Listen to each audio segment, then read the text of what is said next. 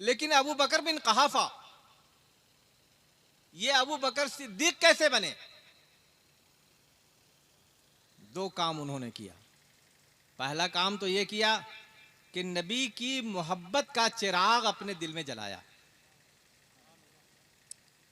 मोहब्बत के बगैर इत्तिबा नहीं हो सकता। पहले किसी की मोहब्बत पैदा होती है और जब किसी को महबूब बना लिया जाता है तो उसके नक्शे कदम पे चलना बाइसे फख्र समझा जाता है। सुभान अल्लाह। तो सिद्दीक अकबर ने पहले नबी की मोहब्बत का चिराग दिल में जलाया।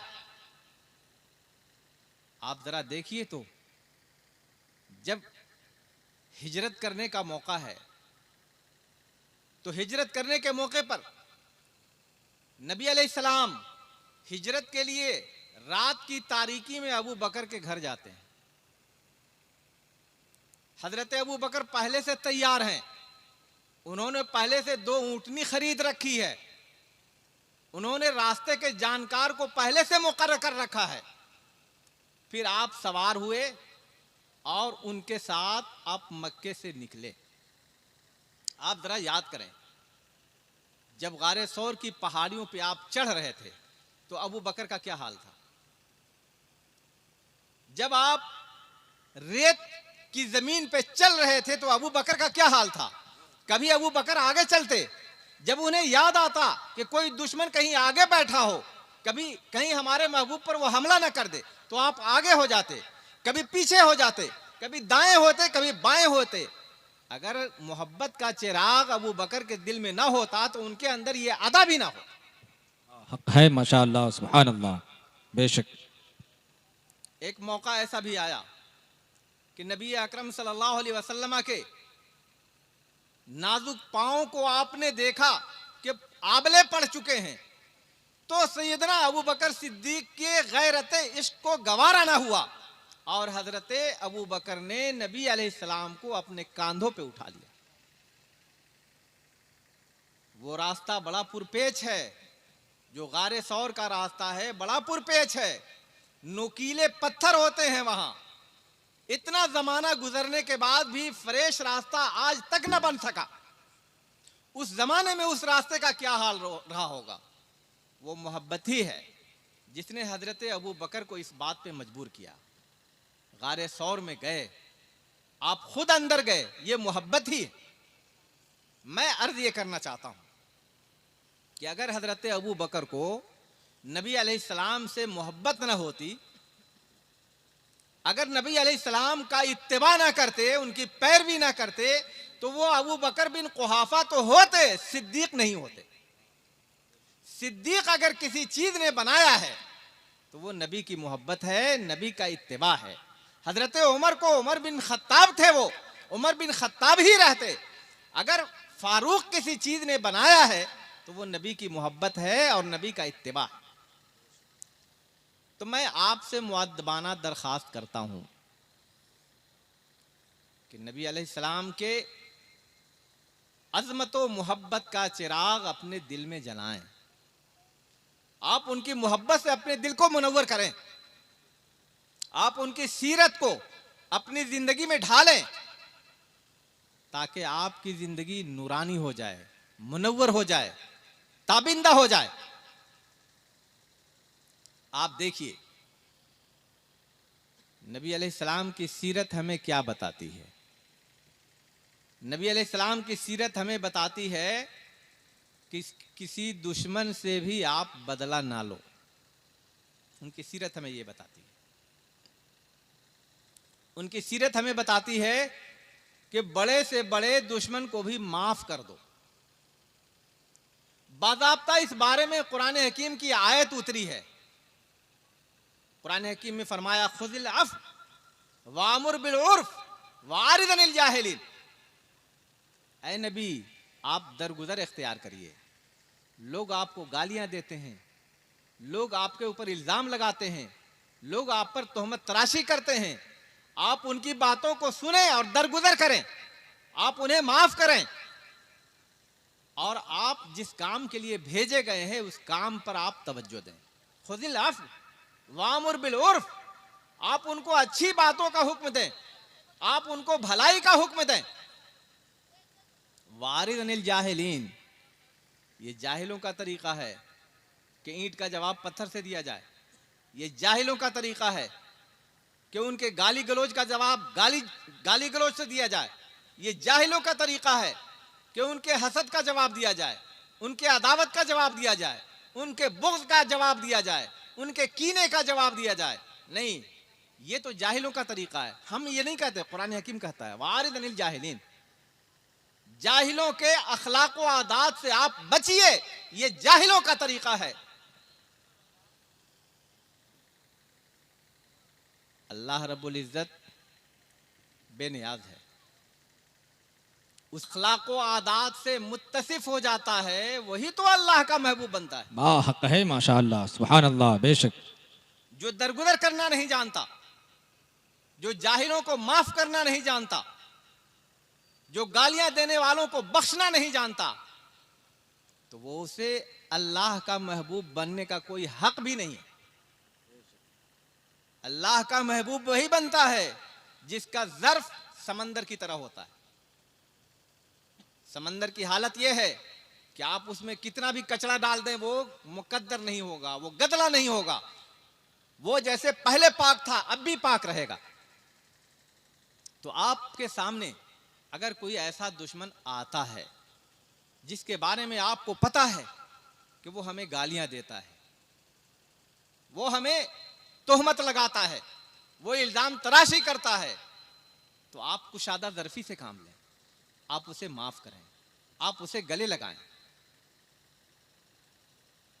अगर उसने आपको दावत नहीं दी तो क्या आप जवाब में उसको भी दावत नहीं देंगे? तो क्या आप दावत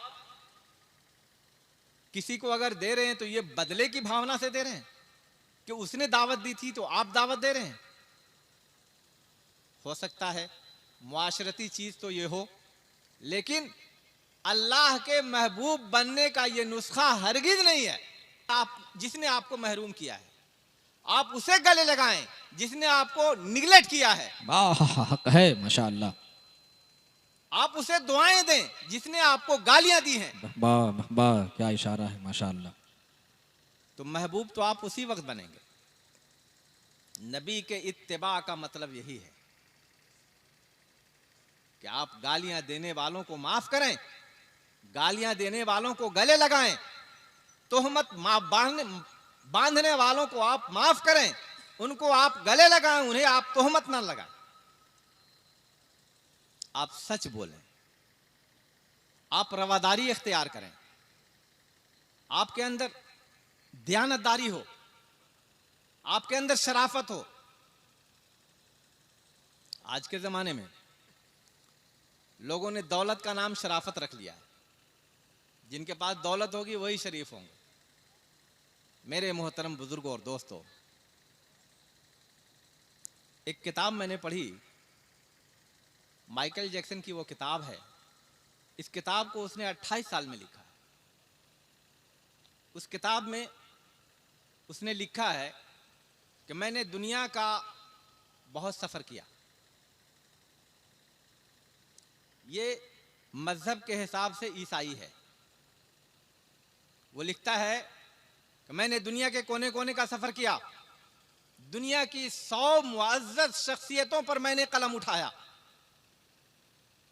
तो मैंने ये पाया कि ये जो 100 मुअज़्ज़ज़ शख्सियतें हैं, उन 100 में से सबसे मुअज़्ज़ज़ शख्सियत का नाम मोहम्मद अरबी सल्लल्लाहु अलैहि वसल्लम। वाह माशाअल्लाह, सुभान अल्लाह, सुभान अल्लाह, माशाअल्लाह। इसलिए कि जो मजहब उन्होंने लाया, जो तहरीक उन्होंने लाया, उस तहरीक में इतनी कशिश थी, इतनी जाज़बियत थी कि आज पूरी दुनिया में उनके मानने वालों की तादाद 1.5 अरब से ज्यादा है। दूसरी बात यह है कि कोई झूठा पैगाम इतने लंबे अरसे तक जिंदा नहीं रह सकता। तीसरी बात, जब हम उनकी सीरत पढ़ते हैं तो हम ये पाते हैं कि उनकी सीरत के अंदर जो जाज़बियत है, जो कशिश है, जो हुस्न है, वो किसी और की सीरत में मौजूद नहीं है। मेरे मोहतरम बुजुर्गों और दोस्तों, ये बात वो कह रहा है जो हमारा नहीं है, जो उनका कलमा नहीं पढ़ता है, जो उनके नाम से चिढ़ता है, उनके नाम से नफरत रखता है। वो शख्स उनकी सीरत और उनके अंदर जो खूबियां थी, जो अखलाक व किरदार था, उसका इस कदर कायल है। तो हमें कितना कायल होना चाहिए? उनके अखलाक का कुछ हिस्सा हमारे अंदर होना चाहिए कि नहीं होना चाहिए? जरूर होना चाहिए, क्योंकि हम उन्हीं का कलमा पढ़ते हैं। तो मेरे मोहतरम बुजुर्गों और दोस्तों, जो पैगाम मैं आपको देना चाह रहा हूं, वो पैगाम ये है कि नबी की सीरत के नाम पर हमारा एक जगह इकट्ठा होना बड़ी सआदतमंदी की बात है। लेकिन नबी की बारगाह में गुलामी की सबसे बेहतर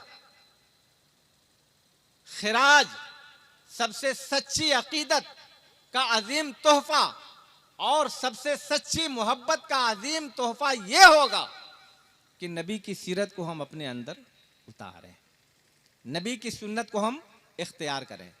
नबी ने जिस चीज को महबूब रखा उसे हम महबूब रखें, और नबी ने जिस चीज से नफरत किया उससे हम नफरत करें। नबी ने झूठ से नफरत किया, हम झूठ से नफरत करें। नबी ने अदावत और बोझ से नफरत किया, हम इससे बोझ रखें, इससे अदावत से हम नफरत करें। हम उन चीजों को अपनाएं जो नबी के नजदीक पसंदीदा थी। कुल इन कुंतुम तुहिब्बूनल्लाह फत्तबिऊनी युहब्बिबकुमुल्लाहु व यगफिर लकुम ज़ुनूबकुम। इसका तकाजा यही है कि हम नबी की सुन्नतों को अपनाएं, नबी का इत्तिबा करें। जिंदगी में जो मसाइल हमारे सामने आते हैं, हम वहां ये जरूर देख लें कि नबी की सुन्नत क्या है। कभी कभी हमारे अंदर छोटी छोटी बात पर इख्तिलाफ भी पैदा हो जाता है। जब इख्तिलाफ व इंतशार पैदा होता है तो हम में कुछ लोग होते हैं जो उसको हवा देते हैं। मेरे मोहतरम बुजुर्गों और दोस्तों, ये दुनिया ना आपके लिए हमेशा रहने की जगह है, ना हमारे हमेशा रहने की जगह है। लेकिन ये बात आप जानें, अगर आपकी जबान से किसी की दिल आजारी हुई है, किसी को आपने तकलीफ दिया है, या तो गालियां देकर, या तोहमत लगाकर, या इल्जाम रख के, या जैसे भी कलाई पकड़कर, आपको हिसाब देना पड़ेगा। इसका आपको इसका हिसाब देना पड़ेगा। आप यहां दुनिया में दौलत के गुमान में या ताकत के गुमान में आप अपने आप को बड़ा समझते रहें, लेकिन कुरान हकीम का यह पैगाम आपके पेशे नजर रहे। इरशाद फरमाया, अल यौम नख्तिमु अला अफवाहिहिम व तुकल्लिमुना ऐदीहिम व तशहदु अर्जुलुहुम बिमा कानू यक्सिबून। दुनिया में जो जबान दराजी करके दूसरों के ऊपर गलबा हासिल कर लेते थे, आज तुम्हारे मुंह पर हम मुहर लगा देंगे। तुम्हारे हाथ बोलेंगे, तुम्हारा पांव बोलेगा। तुमने अगर जबान से किसी को गाली दी है, किसी पर तोहमत लगाया है, किसी की आबरू रेजी की है, किसी का माल जुल्मन छीना है, तो तुम्हें जबान से बोलने की जरूरत नहीं पड़ेगी। तुम्हारे आज़ा खुद गवाही देंगे। आज़ा तुम्हारे होंगे, लेकिन तुम्हारे खिलाफ रब के हुजूर गवाही देंगे। ये बात पेश नजर रहना चाहिए। तो मेरे मोहतरम बुजुर्गों और दोस्तों, हमारे नबी की सीरत हमें इंसान बनाने के लिए है। इसीलिए मैंने पहले अर्ज किया कि सीरत सरकार है सारे ज़माने के लिए, और अखलाक नबी इंसान बनाने के लिए। कीना व बुग़्ज़ व अदावत और हसद है, हालांकि आदमी है, आदमी के काम आने के लिए। तो मेरे मोहतरम बुजुर्गों और दोस्तों, आपको मुबारकबाद पेश करता हूँ कि आपने ये महफिल मुनक़िद किया। रब तबारक व तआला आपकी उम्रों में, आपकी नेक कमाइयों में बरकतें अता करे, आपके ईमान की हिफाजत फरमाए। इसके साथ साथ ये दो पैगाम मैं आपके सामने पेश करता हूँ कि आप जहाँ रहें नबी की सीरत के आईने में ज़िंदगी गुजारें। नबी इत्तेफाक से रहे, इत्तिहाद से रहे, मोहब्बत से रहे, यगानगत से रहे। नबी ने इंतशार नहीं फैलाया, इख्तिलाफ नहीं फैलाया, नबी ने इल्ज़ाम नहीं लगाया, तोहमत तराशी नहीं की। नबी ने किसी किसी को बरगश्ता नहीं किया, नबी ने तो लोगों को गले लगाया, गले लगाने का मिजाज बनाए। ये किस्से लतीफ़ अभी ना तमाम है, जो कुछ बयां हुआ आगाज़ बाब था। वमा अलैना इल्ला